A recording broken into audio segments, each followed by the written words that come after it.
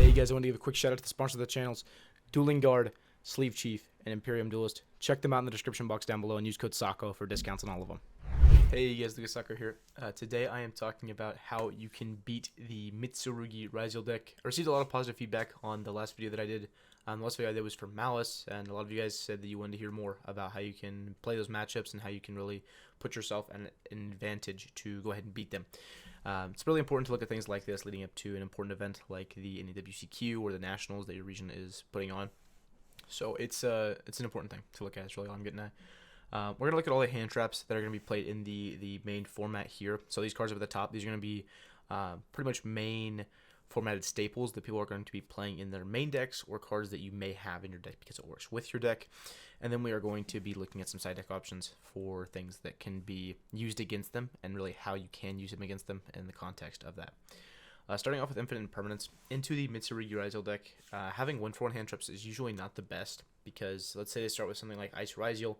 If you have one Imperm, you are almost forced to Imperm onto the singular Ice Ryzeal, because if you don't, they're going to get to a lot more than what one Imperm will stop. The problem is if you stop their Ice Ryzeal, and they have either Sword, X Ryzeal, Tachyon in their hand, any sort of like extender that would let them play, they're basically going to get to the 4 board. Even if they have like a Habakiri, something that would like allow them to play the game a little bit more, the Imperm isn't even going to dilute the board at all. It is going to be eaten up, chewed up, and spit out, and the Imperm, or Effect Veiler in this context, whatever sort of effect negation you have, is just really not going to trade positively for you. So honestly, into this matchup, Imperm is not the best. If you play like a multitude of hand traps, it's really good to have things like this. So if you're playing somewhere like 20 hand traps, somewhere around there, it's probably a good thing to have things like Imperms or Veilers in your deck to try to trade with the Ryzeal card. But it's usually just not the best into that deck. One thing that I will say is that people are starting to stray away from the builds of the MITSURUGI Ryzeal list that play like Tachyon in it. They are starting to play things like Pre-Preparation of Rites in their main deck. That's what we saw a lot at these nationals from Europe. So playing this in their main deck, they've also cut down Sword to 1 in a lot of different builds. So if they are playing builds like this, then 1/4 hand traps like Imperm may become a little bit more effective, because the odds they have another Ryzeal card decrease down lower because of the fact that they don't play as many. But honestly, it's still a little bit rough dealing with that fact, because they do have so many things. Any level 4 body, and, they're playing the game again. Moving on, we have Impulse. Impulse is obviously phenomenal versus this deck. Using this against their MITSURUGI Ritual when they try to summon from hand is going to be the most effective way of stopping them. Because what it's really going to do is it's not just trying to stop them from ritual summoning and starting their engine, but it's going to be the one that affects their end board the most. So if you just have one Impulse and you're trying to minimize their board, that is the best interaction for it, because it's going to take away the body from Night Sword Serpent. Almost all of the MITSURUGI lists that have been doing really well are playing Night Sword Serpent again. Believe it or not, like, weird. Who would have guessed that? But yeah, they're starting to lean towards a Night Sword Serpent package. A lot of them are cutting Aramasa from their list. They're just playing the Saji, the Kusanagi, and the Night Sword Serpent. But impulsing that ritual is going to stop the loop of the ritual. It's also going to stop the Night Sword Serpent from being able to get in rotation at all, which is that free level 4 body that lets them extend further. And then it makes it a little bit difficult, because a lot of people are only playing the one MITSURUGI ritual, so the punishes are going to be lowered down as well. The other thing with Impulse is that it can't get Talenced. It's almost never going to be like cross-outed. It also can't get called by because it's a trap card. So this thing's always going to be resolving, or almost always going to be resolving, But honestly, Impulse is like a 9 out of 10 versus this deck. If your deck can play Impulse, it absolutely should be impulsing the ritual. Moving on, we have Ash. Ash is a little bit of a different hand trap versus this deck, because it can't really be used as a board breaker, and you're kind of forced to use this really early because some of the builds are playing cross still. A lot of them aren't. Like, almost every build that's playing the Pre-Preparation of Rites is siding the cross or not playing it at all. But Ash is a really unique card. It's really, really good versus the MITSURUGI package, right? Because if you go activate Habakiri and you special the Saji and tribute, you go Saji effect. If you Ash that Saji, it makes it really hard to cycle back around. And to be honest, it's still possible for them to get access to that engine again using just the Ryzeals, but the way they have to do it, if they don't have access to the ritual spell directly, is they have to go into King of the Fairlamps. They have to use the effect to search for Murakumo. Then they have to make Code Igniter, use the effect to tribute the tribute the Habakiri special to Murakumo. Then you can use the effect of the Murakumo to get access to like prayers. But even then, it like puts so much of a strain on the board the ashing the Habakiri is really impactful. The other thing with ash is that you can ash the like low impact things. So like how we were talking about how you can imperm the Ice Ryzeal or like even an X Ryzeal. Ash can also serve the same purpose as imperm in like 90%, 95% of those situations. And so it's always going to be at least as good as imperm into the deck, except when you're going second, right? You can't imperm, or you can't like Ash Blossom a detonator. But Ash Blossom overall has more impact into the board, so I'd say it's like an 8 out of 10. It also is obviously going to help you fortify your deck. So Ash Blossom is definitely something that we should be looking at playing into the MITSURUGI matchup. Droll. This is the main card that is keeping this deck from being tier 0. The boards through Droll are just not that strong. There's a couple like cool combos you can do, like if your hand is specifically like Habakiri or Prayers and like an Ice Ryzeal, where you can still get to like Detonator, IP, Murakumo, anything you want really. It's just gonna cut off the additional things. You're gonna get like your follow up. It's gonna cut off the cross. It's gonna cut off the prayers, but you're still gonna get to like the monsters of your board. But it takes a really specific hand to do that, and even then, like if you have another hand trap with that, they could end on almost nothing because of how strong other interactions are with Droll against that deck. The other thing with Droll is that this is another card that kind of stops Chamis, like the Charmies. So having another card to help you fortify your own like game plan is really, really cool, really, really important as well. The last thing I want to talk about with Droll is that this is technically not a once per turn hand trap. So one thing you'll see is a lot of people are starting to play Cross Out and Called By in their main deck a lot more. One neat thing with Droll is that if your opponent special summons like an X Ryzeal and they add Sword, and on resolution you'll activate the effect of Droll. If they chain Called By or they chain Cross Out and they target your Droll, you can actually just chain another one because Droll is a quick effect, not a trigger effect. So being able to chain to kind of like bypass that like Called By or Cross Out is a really, really neat thing there. The only thing to be aware of with Droll in your deck is that it is going to conflict with the Mulcharmies. If you look at a lot of the lists that are playing non-engine right now, almost every list is like maxed out on Chemis. They're playing 3 Fuwalos, 3 Pirellias, 3 Drolls. That's like a pretty standard thing going on right now. And so having Droll conflicting with those seems scary, but in the end, it's really not. You would just need one of them to resolve because the engines are so good now at breaking boards and going into half boards that you really just need one to resolve. But that is something to keep in mind, at least, that if your whole game plan is centered around this and they have the ability to play through the Droll or the Fuwalos or Prillia, you're not really drawing into like more things that are going to slow down their board or minimize it. So that's just something to keep in mind when building your deck. Moving on with Fuwalos. Fuwalos is an incredible card versus this deck, but honestly, it's getting worse, right? One thing I talked about earlier was the pre-preparation of rights that almost all of the lists are playing in their main deck now. They are making this switch to try to play around Fuwalos. Fuwalos used to be really good versus the deck, right? Because you were getting a draw off of the Ryzeal engine. You were getting a draw off of the like Habakiri. You'd get a draw off of the Murakumo. And it just felt like that was the line they had to take to go into it. But now that they're playing more preparation of rights, if they Fuwalos into your MITSURUGI Ryzeal stuff, you can just like basically play pure MITSURUGI. You can get to IP, Murakumo, Prayers. A lot of them are even like citing the trap or maining the trap. But I mean, that's with one draw. You can get to all of that with like one draw. Maybe 2 draws if you're starting with exactly Murakumo and like no other engine. But you're doing all of that to like 1 or 2 draws. The other thing with that is that if they have a Droll with their board, it's going to be really, really tough to break those half boards that they're making. And so Fuwalos is getting a little bit worse into that deck. I will say the cool thing with Fuwalos is as they are starting to put IP into their deck a lot more, which almost all of them are, Fuwalos is getting a little bit better versus them because you can always Fuwalos in your turn. That's another thing I wanted to talk about real fast with Meows. A lot of people were citing Meows into this deck, and they were using it kind of not as like necessarily a like hand trap versus them, but they were using it on their own turn, especially with like the pure MITSURUGI deck. This is more for the pure MITSURUGI deck than the Ryzeal version. But what they'll do is they'll Meows during their turn because it's going to guarantee they get more draws, right? Whether it's from Futsu, right? Because Meows basically makes to where they're never going to Futsu. But also, like, their Murakumo, you're getting a draw off of that. If they tribute their Murakumo again, you're going to get a draw off of it again. If you go for any sort of Dynamundo play, you try to revive, it's another draw off of that. The Meows is a little bit better into the Fiendsmith version of the deck. That's going around a little bit. I think that Meows is good into exactly that version of it. It's honestly better into that version of the deck than it is into Malice. Malice, one thing that a lot of people have questions about is that how I was getting to like a full Malice board with the Meows.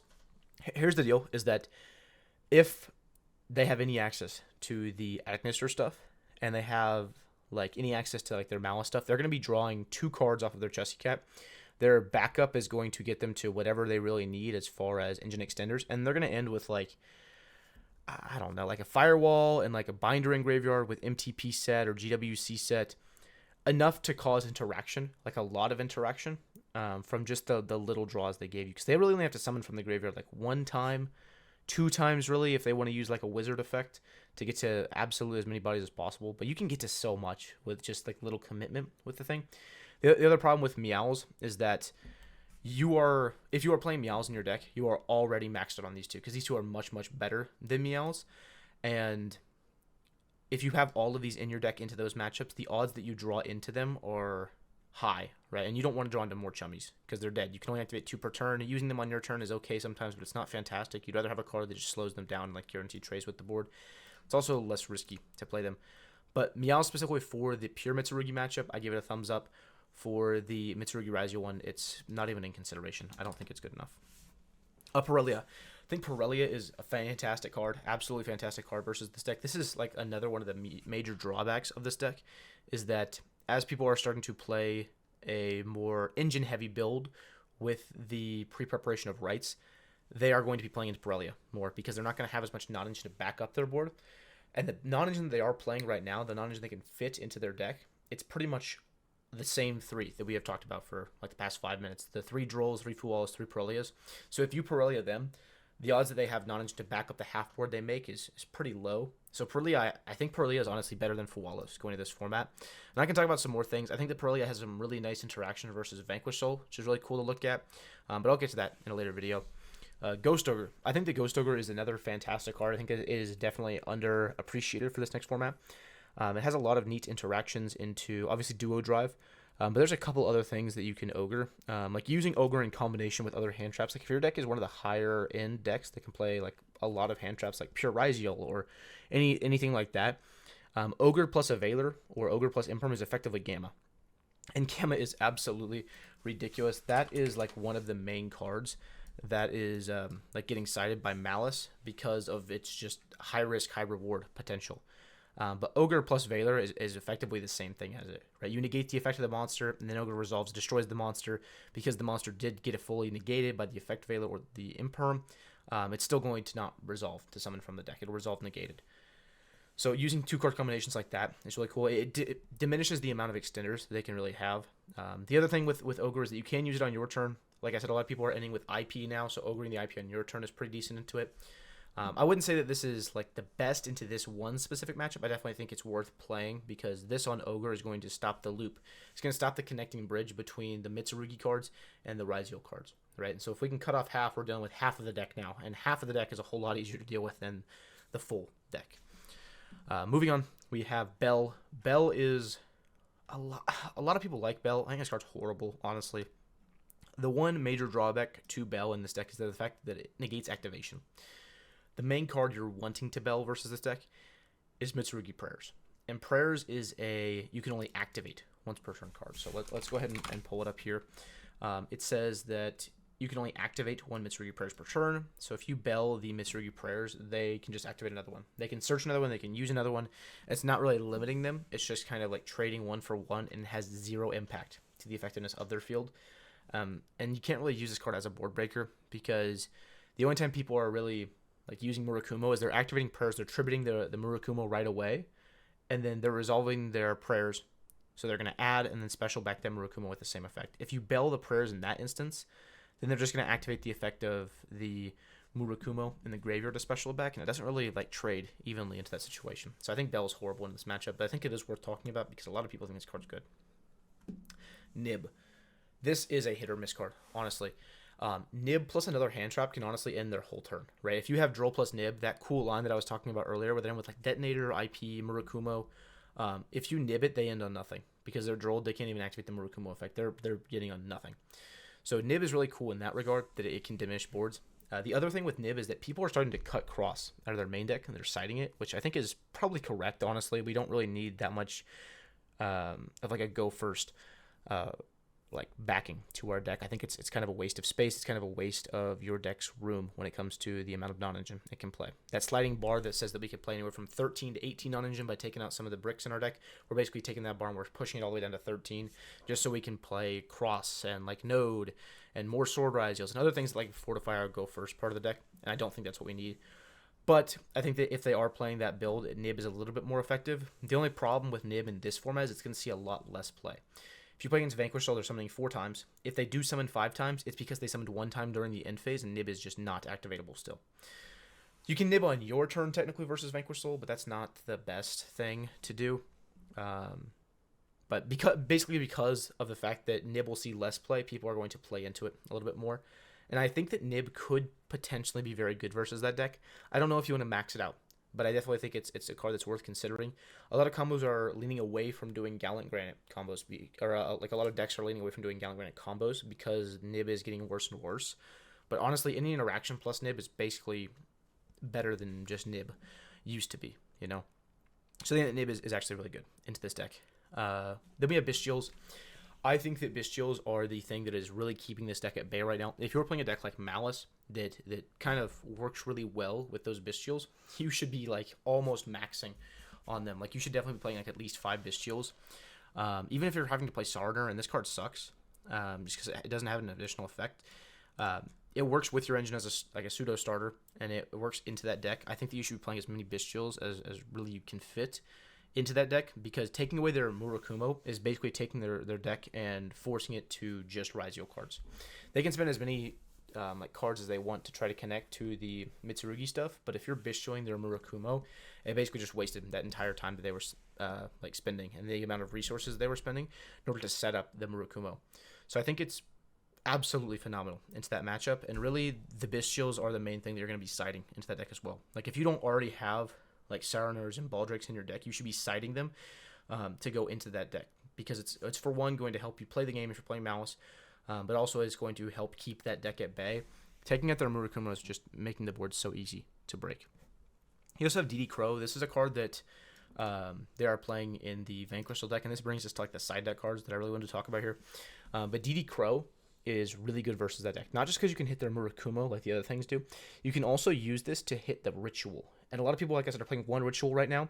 And if they start with Activate like Ritual, and they're tributing the Kusanagi from deck, and you Crow their Kusanagi, it's really, really going to hurt, because it's difficult to get that Kusanagi back in rotation. First off, they have to already have access to prayers, and then they're having to use their Kusanagi to then get their Ritual back, which they're going to have to wait until their next turn to do, right? If they did Kusanagi in their turn, they've already wasted it because we crowed and stopped that effect.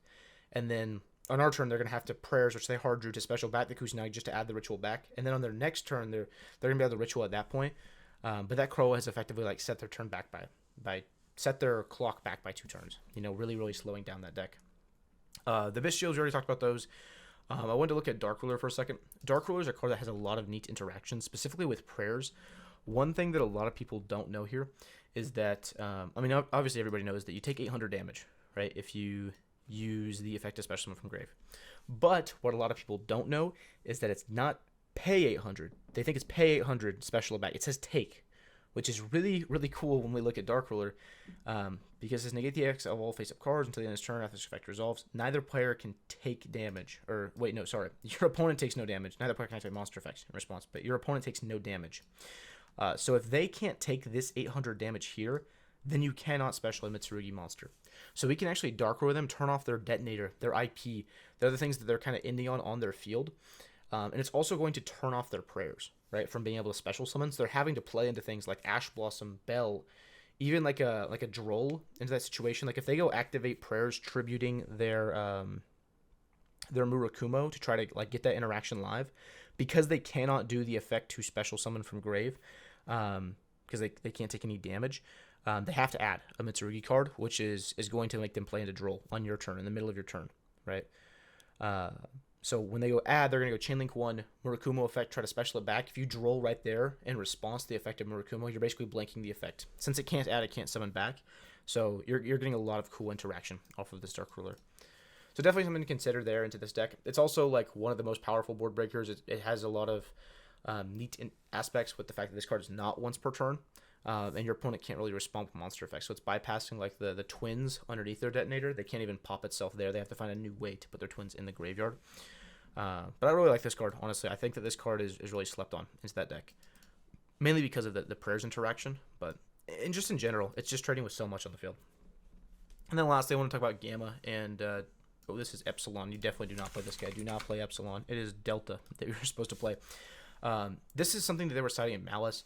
I think that honestly, if you're playing like another deck, even like Live Twin, another deck that can play like a high amount of hand traps, I think you should be playing these. Gamma is such a high risk card right now, but we are in a high risk format. If you do not stop them from playing, you lose. You have to stop your opponent from playing, or you have to floodgate them. You have to have so many cards to even out the matchup that you have to like chummy them. Because if you have like 9 engine cards, I mean, you should be able to break the board. But even with 9 engine cards, it's not even guaranteed. We're leaning towards a format where you have to play hand traps right now. And Gamma and Delta being able to trade with almost everything into every matchup is phenomenal. But Gamma on like a Habakiri, that's awesome. You know, even if we're just we're like gammaing to trade with like a Ryzeal name, that's also very effective. The fact that it's taking away the body from the field is really just the biggest thing about it. Delta is really effective in this deck as well. Whether they're playing cross or not, you can Delta on the cross effect if you have another hand traps. Like if your hand is Delta plus like a Bisills, you can Delta on the cross to make sure that they don't have that cross negate for when they do use their MITSURUGI cards. And then you can use your Bisills to go ahead and cut them off of the MITSURUGI engine. Like I said, that's like the ideal points. We want to cut them off of the MITSURUGI engine because that is the better stuff. We want to force them to play a pure Ryzeal deck without the good cards in their deck. If they don't have plug-in, they don't have the trap, pure Ryzeal is really not that good.